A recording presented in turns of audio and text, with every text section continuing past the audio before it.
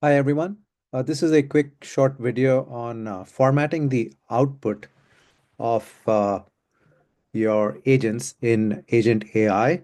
And quick shout out to Alex, who was the first person that I saw that had built an agent that actually had an output that was nicely formatted. And so I pinged him and he had said, passed on like how he had done it and using the LLM to generate the Markdown table. And so I wanted to replicate that and see if I could actually make it work. And I know there was a question in the community about formatting an output as a table.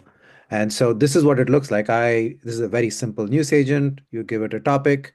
It goes uses the Google News get data API, and then from that, once it gets the result, I have it formatted into this format where it basically returns a date, title, source, and a link.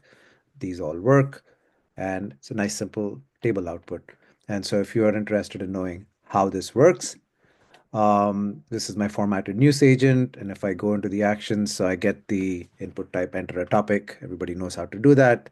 This is the Google News get data, and this returns this in this list of news items. The key here, this is the code that I used or the prompt that I used to actually format it. I basically said format the following JSON list. In your case, it could be whatever the input is into a markdown table. So I think that's the key part of it. The table should include the following columns, ensure the output is properly formatted for markdown rendering, and all links are properly formatted using Markdown syntax.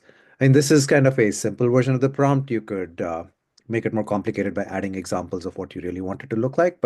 And here's a list of articles that I pass it. And that's about it. So anybody who wants to format it, if you just use this prompt, ask it to generate the list in a markdown table with what the columns are, and that it's properly formatted for markdown rendering, then you're good. And then that gets stored here, and then the output here. Now I am using format as markdown. I assume it could work with auto, but markdown seems to work. So hope you found that useful. Again, a very quick helper video on how to format your output to be better than what it normally is.